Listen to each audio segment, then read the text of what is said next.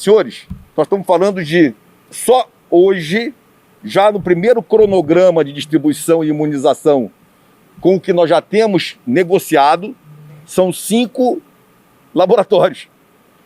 5 laboratórios, representam 5 tecnologias, representa 5 datas diferentes entre a primeira dose e a segunda. Uma é só uma dose, que é a Johnson & Johnson. Então, imaginem como vai ser necessário o monitoramento. Olha só, isso aqui é um país presidencialista. Nada que eu faço, eu faria sem o presidente da República. Então, nós estamos falando de quê? Eu não estou aqui, não existe o DELOG, não existe aquele coronel, não existe ninguém. Porque, né, se pudesse não ser isso, se não existisse a figura-chefe, que é o presidente da República, num país presidencialista, não existiriam as ações. Nós não somos o parlamentarismo, nós somos o presidencialismo. Tudo que eu faço é por delegação do presidente da República. Tudo que o ministro Paulo Guedes é por delegação do presidente da República. Tudo que o general Fernando faz no MD é do presidente da República. Então, me desculpe, não tem como o governo federal ser desalinhado com a resposta brasileira à Covid-19, que eu acho que, se você observar tudo o que o governo fez, e quando a gente fala governo, a gente fala estado, a gente fala município, a gente fala de executivo, né? Como um todo. Nós estamos falando de um país continental, estou falando de uma das 10 economias do mundo, nós estamos falando de bilhões e bilhões de reais injetados para que a gente não tivesse numa crise muito maior. Nós estamos falando de estruturas desdobradas, ações do Ministério da Defesa com a CESAI para índios. Vocês acompanham quantas ações o Ministério da Defesa com o Ministério da Saúde fez nas áreas indígenas? São mais de 70 ações em todo o Brasil. Então, só para a Covid, fora o dia a dia da CESAI, que é o mundo. Então, não tenha dúvida, o alinhamento ele é 100%. E tudo que é feito vem de uma única posição. É assim que é o nosso sistema. A melhor coisa para todos observarem é a pluralidade de ideias. Nós não somos uma ditadura. Já passamos momentos mais difíceis no país. A pluralidade de ideias é real. Você tem as suas, o seu companheiro tem outras, eu tenho as minhas. Então, a figura pública às vezes é questionada. Mas é interessante que haja discussão. É interessante que o presidente seja claro que somente voluntários deverão tomar vacinas. Essa é a posição pessoal dele como presidente da República. Ele deixa claro sobre a compreensão que há muita desinformação sobre máscara. Até hoje a OMS se posiciona mudando sua posição. E o presidente tem uma posição única desde o início. O presidente Jair Bolsonaro, com as suas características, foi o presidente eleito pela maioria da população. Ele foi eleito por aquelas características, por aquelas posições. E assim será por 4 anos. Então, qualquer discussão a respeito tem que se olhar o todo da conversa. Ele não te proíbe de tomar uma decisão, mas ele se posiciona no que ele acha. E quando você toma posição, ele está assinando embaixo contigo. Agora, querer que ele não tenha as suas posições pessoais, como político e como presidente eleito, as posições dele sobre como deveria ser a gestão de cada cidade, cada município, cada ação, sempre foram as mesmas. Mas nem por isso ele aceitou, deixou de apoiar uma decisão técnica. Foi claro? Então, a segunda pergunta, não, desculpa.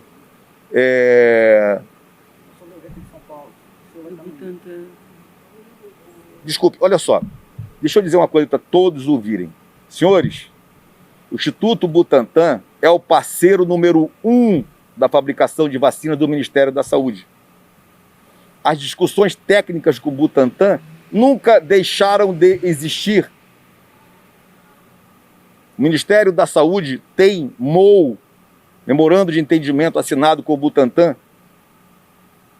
definindo as demandas de compras de vacinas registradas e aprovadas pela Anvisa desde outubro.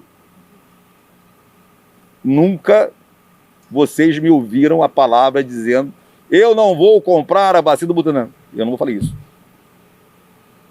Não falei. E vou dizer, o presidente, quando falou da vacina importada da China sem registro. E virou uma mídia do tamanho do mundo. Quando o presidente compreendeu que haviam dois tipos de vacina, a vacina produzida no Butantan, que seria registrada no Brasil, ele foi um dos primeiros a ir para a televisão e dizer: serão todas adquiridas. Pode procurar nas lives, desde que registradas e garantidas pela Anvisa. A desinformação correu solta. E eu venho tentando dizer o tempo todo. O Ministério da Saúde está o tempo todo negociando com o Butantan, fazendo convênios para ampliação de Parque Fabril, recursos para execução da fase 3. Por que eu faria tudo isso se eu não fosse comprar a vacina?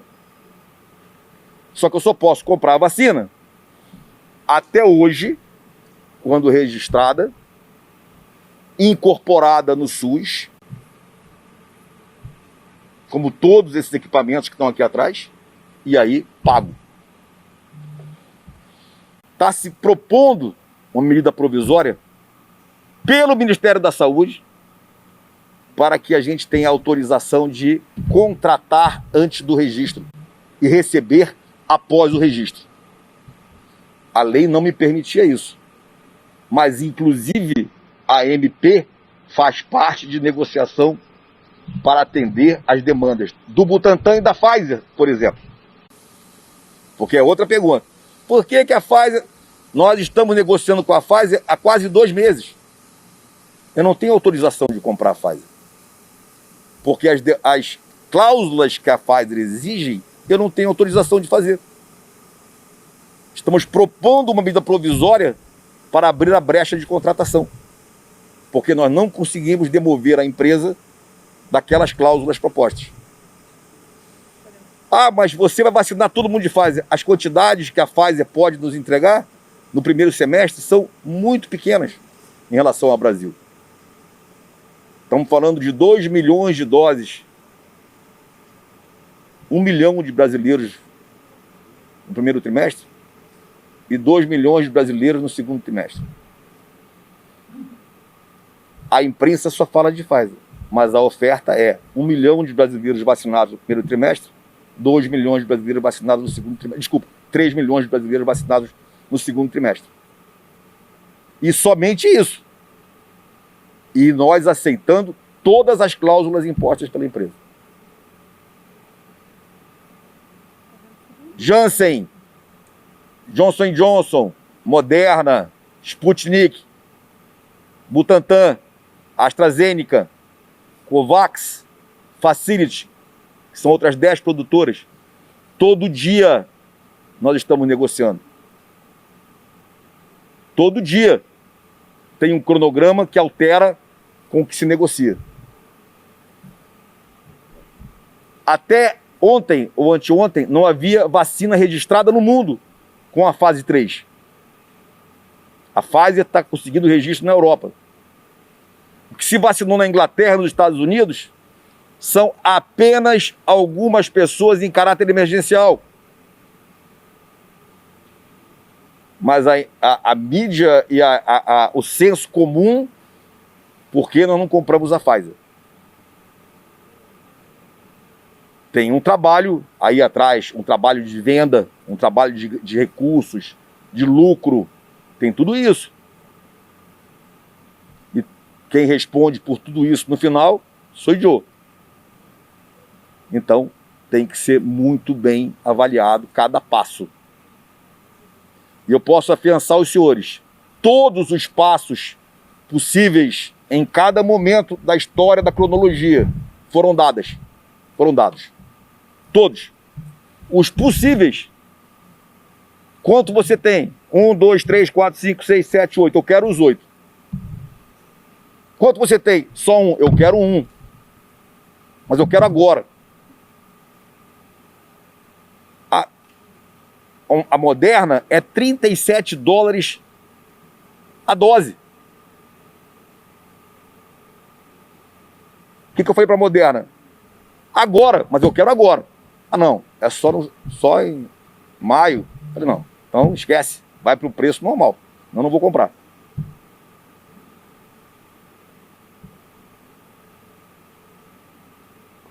Butantan está no preço médio, 10, 11 dólares. Mas a AstraZeneca foi 3 dólares e 75 centavos. Quem vai definir o preço final? É uma comissão que avaliza preços, não sou eu. O Brasil, ele é totalmente equilibrado em pesos e contrapesos. O Ministério vai comprar? Vai, mas o preço quem define é uma comissão específica, independente. Então, tudo isso é trabalho até 10, 11 horas da noite, todo dia. A posição de fronteira é uma posição muito clara que a Anvisa se posiciona. Também nós temos reuniões interministeriais para falar de fronteira, mas basicamente a gente segue a linha que a Anvisa faz. É uma missão clara da Anvisa. E seria muito simplório eu te dizer que adiou para 30 porque fulano acha isso ou acha aquilo. São dados mais aprofundados. O que acontece na Inglaterra? São medidas preventivas. Preventivas. É uma nova cepa? Essa nova cepa é mais agressiva? Ela é mais agressiva na contaminação? E ela é agressiva na contaminação e nos efeitos? Ninguém sabe nada ainda. Isso tudo é um aprendizado. É um novo aprendizado. E isso, vou pegar esse gancho para te dizer o seguinte. Nós precisamos cada vez mais nos despirmos de bandeiras e de interpretações, porque a batalha e a guerra pode ser longa. E nós não podemos ser divididos. Nós não podemos ser divididos. Como é que você derrota o inimigo? Como é que a política funciona? Separando os adversários. Como é que você derrota o inimigo? Enfiando uma cunha aonde ele tem a logística dele. Ou onde ele tem a linha de comando dele. Como você ocupa o cargo de cima? Colocando o primeiro em crise com o terceiro. Aí o segundo cresce. Ou o terceiro bota o primeiro brigando com o segundo. Aí o terceiro cresce. Todo mundo sabe disso, né? Isso não é nenhuma novidade. Então, quando eu falo sobre a guerra pode ser longa, pode. Nós estamos avaliando o que está acontecendo na Inglaterra. A Europa está com novidades. Que novidades são essas? Cada análise é de uma. Pode ser uma nova cepa, pode ser uma nova oscilação da primeira, e a gente precisa observar e tomar decisões na hora certa.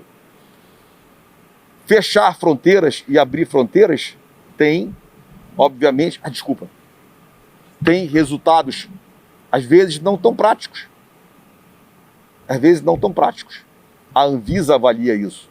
E na hora que se posiciona, eu acredito que a gente deva compreender que tem gente capacitada, avaliando resultados, consequências, etc., etc., de cada ação. Não pode seguir efeito manada. Fechou tudo, fecha tudo. Abre tudo, abre tudo. Não.